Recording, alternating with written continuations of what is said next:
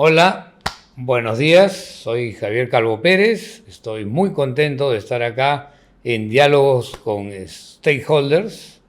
Hoy día vamos a tener un episodio que trata sobre la conciencia en la gestión empresarial y tenemos una gran invitada, a Patti Barrios. ¿Cómo estás, Paticita? Hola Javi, muy feliz de estar aquí. ¿Tú cómo estás? Bueno, yo feliz de tenerte aquí, Patti, para que nuestros oyentes sepan, Patti Barrios es presidenta o directora ejecutiva de la Universidad Continental, es presidenta de CUNAN, es miembro del directorio de Empresas B, ha sido presidenta del CADE estudiantil en el año 2023, cargos súper importantes. Así que nada, bienvenida, Paticita. Gracias. ¿Cómo haces para gestionar con conciencia todos estos cargos? Bueno, en realidad creo que es un privilegio, ¿no? Poder estar en espacios en los que siento que hay mucha oportunidad de aprendizaje y de contribución. Y creo que no ha sido algo intencional, pero digamos la vida a partir de las responsabilidades que he ido teniendo me ha permitido llegar a esos espacios y aprender mucho de personas como tú. Ay, qué linda, Paticita, muchas gracias. La verdad que yo quisiera que nos cuentes, Ujú, porque claro, la gente te ve hoy aquí sentada como presidenta de una gran universidad ujú. que tengo entendido tiene 8 o 10 sedes. ¿Cómo nació? Porque claro, te ven ahora de presidenta, pero había un Directora, camino directora. o directora, perdón, de lucha de parte de tu familia y hoy Sí. tú lo continúas. Ese camino, cuéntanos cómo ha sido, Ujú, las dificultades que han tenido que pasar en un país de tantas incertidumbres como el ujú, Perú, ujú, para que estén donde están hoy. ujú. Gracias. Bueno, en realidad la historia de la universidad siempre decimos que es una historia de emprendimiento. Em, Comenzó en la época del terrorismo, que fue uno de los episodios más difíciles por los que ha atravesado el Perú, digamos. Em, Empezó en Huancayo, que era la ciudad en la que en ese momento vivía mi papá. Él era dirigente estudiantil. En ese momento el epicentro del terrorismo era la Universidad del Centro. Mi papá era estudiante de la Universidad del Centro. Y él venía de una historia también bonita porque su mamá era educadora, era maestra y había dedicado su vida a construir escuelas rurales, a alfabetizar comunidades rurales. Qué lindo. Y mi abuelo era ingeniero y electrificaba comunidades rurales, ¿no? Entonces él era un apasionado de la educación y la tecnología y decidió comprar una computadora, él tenía 21, 22 años, y llevar la computadora a Junín. Y cuando lleva la computadora a Junín, y bueno, hay toda una historia alrededor de lograr conseguir la Cómo computadora, llevarla? de cómo llevarla, porque eran computadoras gigantes en esa época, la compró en la Feria del Hogar, Qué consiguió un maravilla. préstamo, la lleva a Junín. Y las empresas no contrataban los servicios de la computadora porque no sabían cómo usarla. Entonces él comienza a hacer programas de entrenamiento en computación y eso evoluciona en un centro de cómputo y el centro de cómputo evolucionó en un instituto y el instituto evolucionó en la universidad. Y claro, en el proceso han habido episodios de mucha dificultad, pero episodios también de mucha resiliencia, ¿no? Creo que el hilo conductor en cada uno de los hitos de la historia es que siempre se pensó que era posible eh, tener un mejor futuro y, y creo que el esfuerzo de muchas personas que creyeron que efectivamente el futuro podía ser mejor que el presente, permitieron que la universidad fuera desarrollando su historia, ¿no? Y efectivamente, luego de 20 años, la universidad comienza a consolidar un desarrollo nacional, ahora internacional, ya tenemos Estados Unidos, este año México también. Están abriendo sedes, entiendo, en Estados Unidos y México. Sí, el año pasado empezamos el proyecto en Florida, ya tenemos estudiantes de 10 países Qué y maravilla. México comienza a operar este año. Y claro, es producto del esfuerzo de muchas personas y creo que nuestro propósito dice que es posible lograr lo que parece imposible en algún momento, ¿no? Y tenemos el honor de tener estudiantes como Kimberly García, por ejemplo, que son como un emblema Mira qué maravilla. de la historia de la universidad. Y bueno, servimos a más de 80.000 estudiantes ahora. Y creo que ese énfasis en siempre poder ayudar a que nuestros estudiantes confíen en su potencial transformador de sus entornos nos ha llevado a impulsar proyectos que en algún momento parecían imposibles, ¿no? Fuimos la primera universidad en el Perú en introducir la educación a distancia, ¿no? Fuimos los primeros que, digamos, estamos desarrollando una estrategia internacional simultánea en países complejos como Estados Unidos, México, España. Y bueno. Entonces hoy, Paticita, estoy gratamente impresionado al enterarme que la Universidad Continental ha crecido tanto y se ha logrado internacionalizar. Yo vengo del mundo emprendedor y el hecho de internacionalizarse sé que es dificilísimo, tienes que encontrar buenos aliados o buenos socios, si es que es con sociedades, tienes que probar que tu sistema educacional se adapta al nuevo medio o país donde estás y le genera mucho valor a tu organización. Ahora, ese gran peso de esa nueva evolución de la U Continental está liderada por ti. Entonces viene la pregunta del tema de hoy, que es orientada al liderazgo consciente. Yo te quisiera hacer la primera pregunta, es ¿cuál es la diferencia que encuentras tú entre un líder consciente y un líder tradicional? Yo creo que hay una definición de buena persona que me gusta mucho, que es: buena persona es la persona que tiene una intención de mejorar cada día. Y creo que un líder consciente es una persona que intencionalmente busca conocerse profundamente en un proceso de...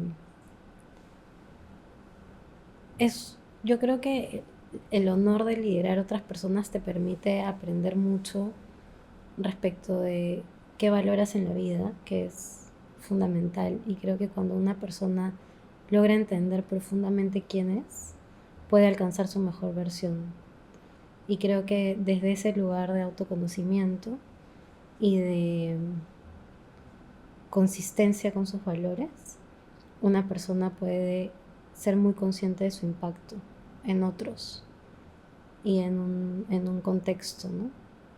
Qué lindo lo que me dices, porque hace unos años estudié una maestría justamente sobre liderazgo consciente y sostenibilidad. Y el liderazgo consciente no se puede ejercer o nacerte si es que primero tú no te conoces bien, y tú lo estás diciendo, para poder evolucionar. Tanto es así que cuando hablamos de liderazgo en la maestría, los primeros 2 o 3 meses era autoliderazgo. Claro. O sea, primero tú, sí. cómo te proteges tú, Sí. ¿no? ¿Cómo ¿Cómo evolucionas tú? ¿Qué quieres tú? ¿Cómo desarrollas herramientas? ¿En qué crees? ¿Cómo desarrollas herramientas? Entonces, eso es lo que tú has dicho. Y yo quisiera saber cómo ha impactado ese estilo de liderazgo consciente que hoy día llevas en tu organización.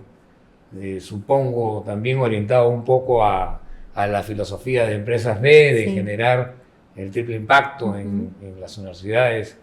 ¿Cómo ese liderazgo consciente tuyo crees que impacta o alcanza a tus equipos, a tu equipo administrativo de profesores? ¿Cómo crees que impacta a los alumnos? Y lo más lindo, que supongo que nos vas a explicar, es cómo impactas en el hogar del alumno. O sea, cómo todo ese hogar vive la vida universitaria del alumno, del hijo que está con ustedes. Yo creo que es un esfuerzo siempre colectivo. Creo que el poder conectar con uno te permite conectar mejor con lo más grande, con otras personas, con un espíritu de trascendencia, ¿no? Y creo que la historia de la universidad tiene mucho de tratar de estar al servicio de algo más grande que la propia universidad, que el propio sector. pero desde lo pequeño, ¿no? Desde darle la importancia a las acciones cotidianas, a las decisiones que impactan a los estudiantes, porque yo te decía, servimos 80.000 estudiantes, pero efectivamente son 80.000 historias y cada historia es muy importante.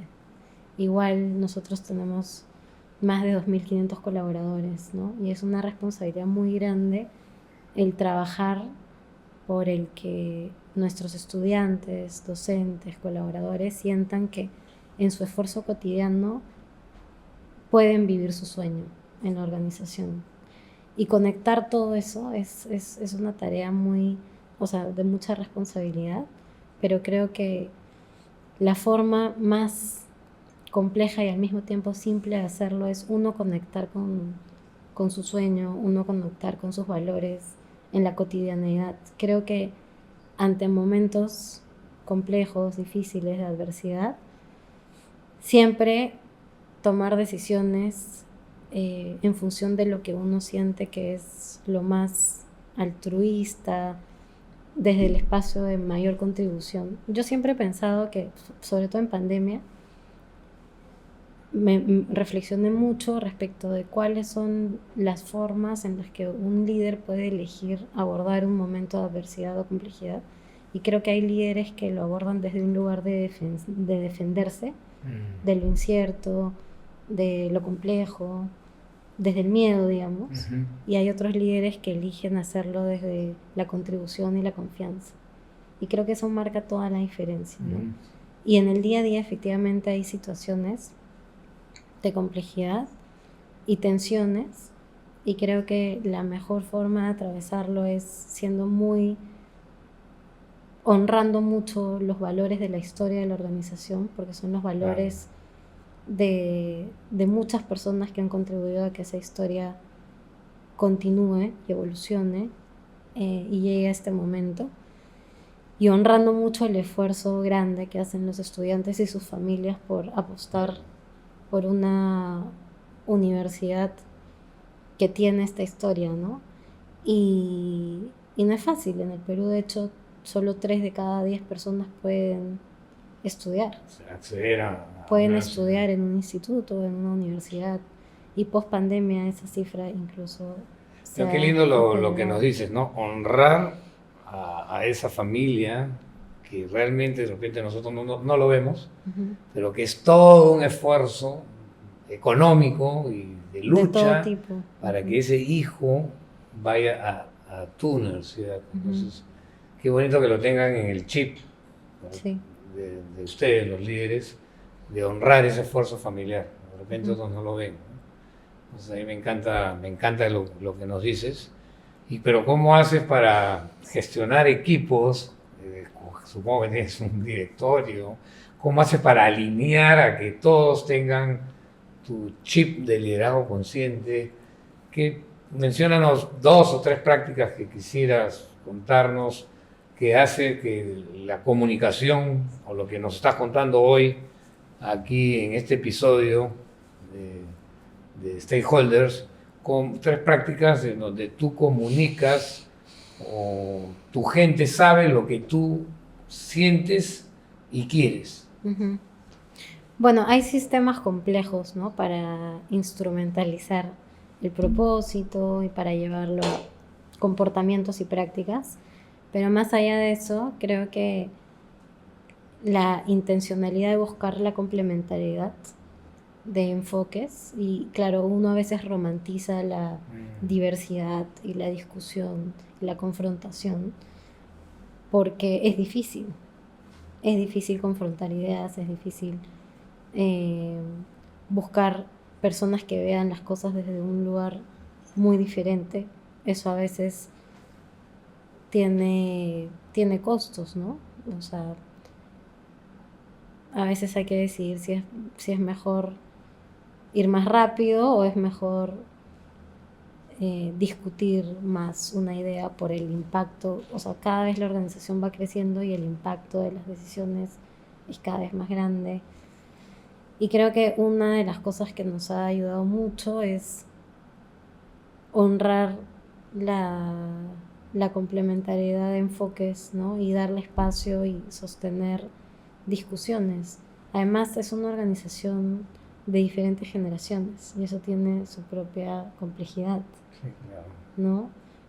Hay muchos de los directivos y personas con equipos, con un impacto muy grande en equipos, son personas de la generación boomer, por ejemplo, ¿no? Yo soy millennial, también hay millennials, y ahora la generación Z también está comenzando a tener participación importante en los equipos, entonces creo que eso, el buscar siempre la complementariedad de ideas, que no es fácil, pero es necesario para poder entender que no hay un punto de vista correcto, ¿no? Sino es un proceso permanente de equilibrar puntos de vista.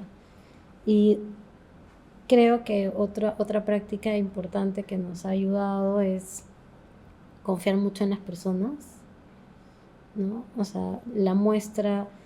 Yo creo que las políticas, o sea, el espíritu de impacto, de triple impacto, de valor compartido, de crear el mejor valor posible a las personas, viene desde los valores y los comportamientos de las personas, más que las prácticas Sí, y las claro. políticas y las herramientas.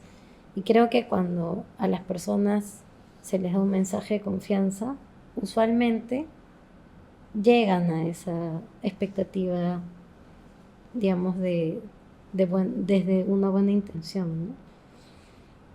Qué maravilla, me encantan varias palabras que has dicho, equilibrio, el aprender de cada generación. Es un gran reto, yo no lo veo como dificultad, yo lo veo como algo maravilloso el poder en una organización como la tuya tener distintas generaciones, Sí. sino simplemente tú como líder poder detectar cada característica positiva de cada uno y lograr hacer un match.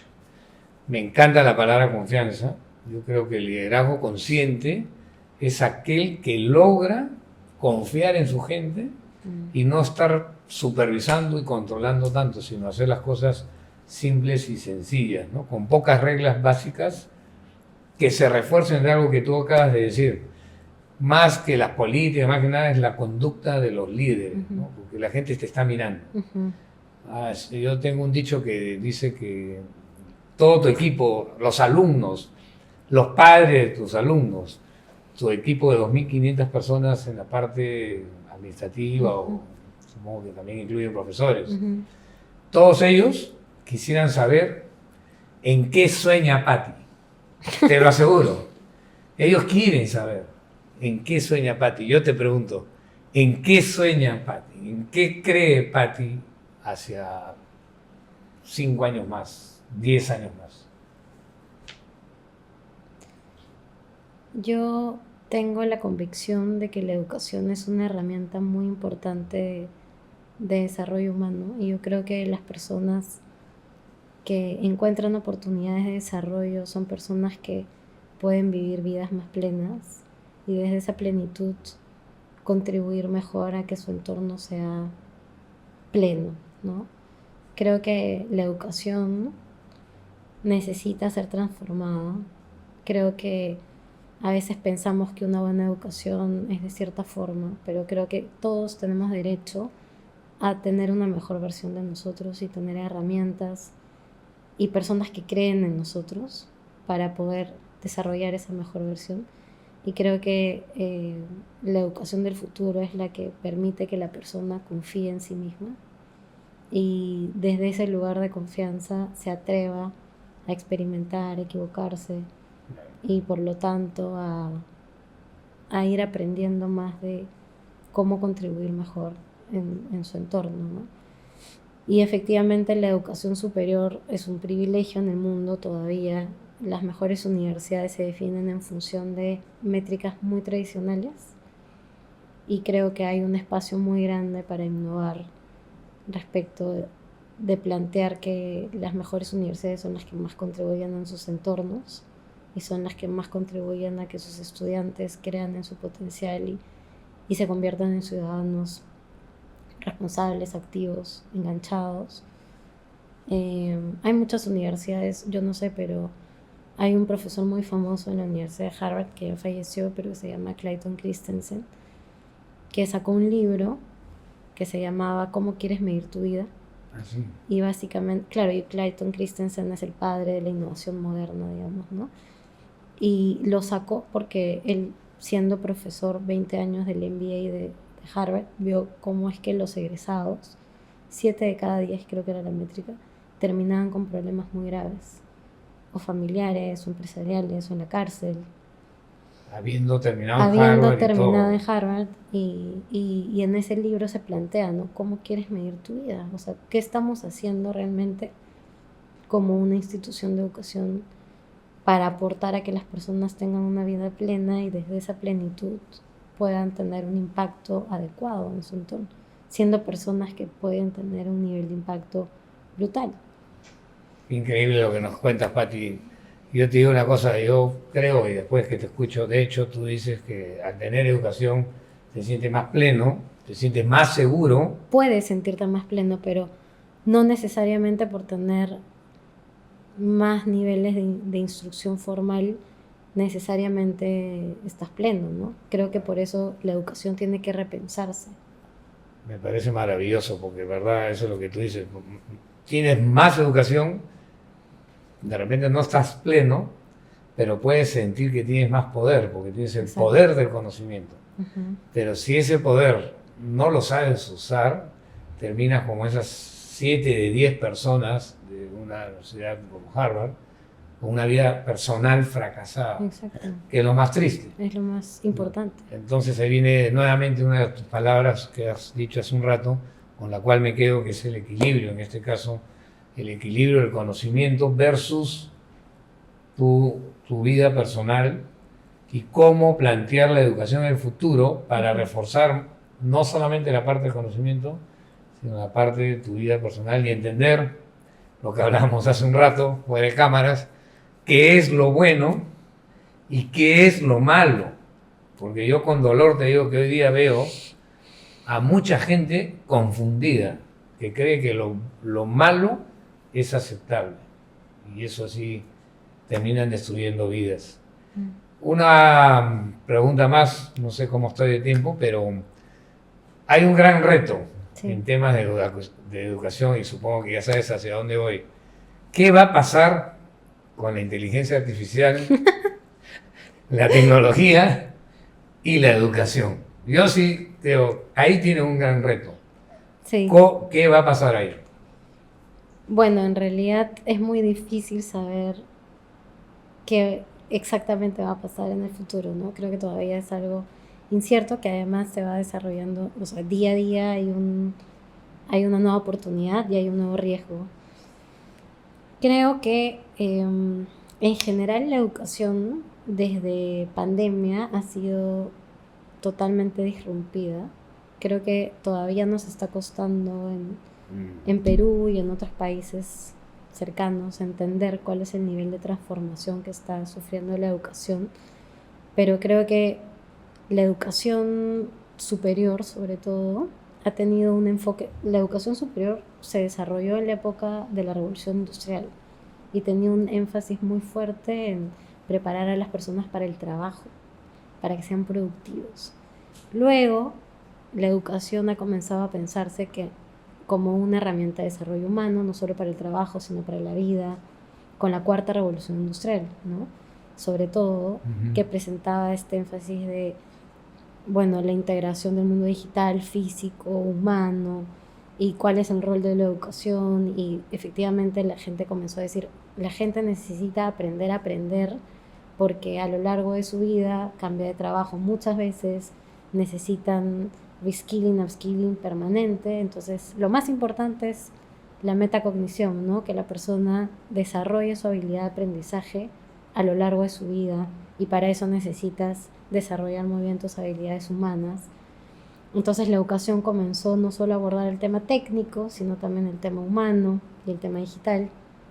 Y ahora, con la inteligencia artificial, porque la pandemia adelantó 10 años, Claro. lo que sucedió con la educación online, híbrida, etcétera.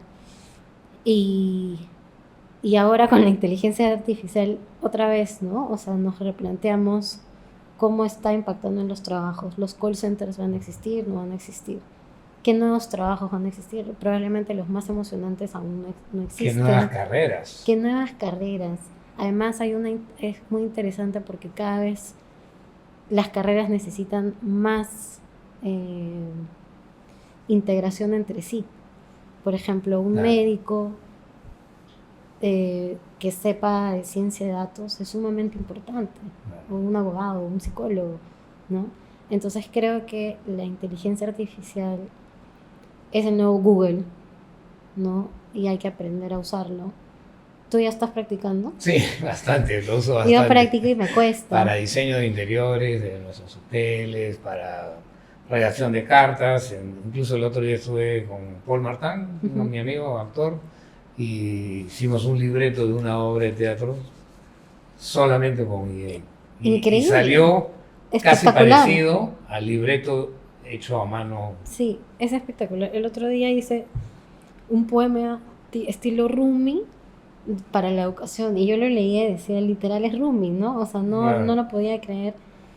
Y claro, hay que integrar la inteligencia artificial a cada uno de los componentes de la educación, desde las competencias del egresado hasta la currícula, hasta las experiencias extracurriculares, porque claro, es la nueva forma de crear conocimiento, ¿no? Es una herramienta muy importante y que cada vez va a tener un impacto más profundo en la forma de aprender, en la forma de trabajar, en la forma de vivir. Bueno, Pati, de verdad que estoy aprendiendo mucho, te escucho con una atención impresionado por todo lo que sabes, por cómo fundamentas, por los grandes retos que tienes. Pero antes de despedirme, hay una palabra que has vuelto a mencionar ahora que me encanta y la leí justo hoy en la mañana, que ahí hablaba Harvard sobre las 5 habilidades de un CEO hoy día para enfrentar todo lo que se viene, de incertidumbre, tecnología, y una de ellas era replantear siempre su negocio. Y Me tú lo encanta. acabas de mencionar. Ujú. Hay que replantear la educación. Hay que replantearlo. Así que te agradezco un montón. No sé si quieres dar unas palabras de despedida a la comunidad de stakeholders de Empresas B y algún mensaje a los jóvenes. Unas palabritas de despedida, Pati. Te agradezco en verdad infinitamente. Y tengo que seguir conversando contigo fuera de cámaras porque tengo mucho por aprender. Igualmente, Javi, muchísimas gracias. Me he sentido muy contenta de conversar contigo y muchas gracias por la oportunidad. Creo que el Perú tiene mucho por darle al mundo, justamente por las personas que hacen que el Perú sea posible y que siempre han permitido que el Perú sea posible, a pesar de las dificultades y que no tengamos representantes y líderes que merecemos, que merece la gente a pie, que saca adelante a su familia con esfuerzo y que trabaja desde las 5 de la mañana, ¿no? Porque tiene un sentido de posibilidad. Creo que mientras uno crea que efectivamente es posible lograr algo mejor, eso va a orientar nuestros esfuerzos y creo que es muy importante no rendirnos en el Perú porque eso significaría rendirnos a nuestras familias, rendirnos a nuestras comunidades, rendirnos a nuestras organizaciones y creo que eso no honra la historia del país que estamos tratando de crear. Bueno, muy agradecido a Pati Barrios. Me ha encantado estar con ella. Y me despido de este episodio y los invito a los siguientes episodios de Diálogos con Stakeholders.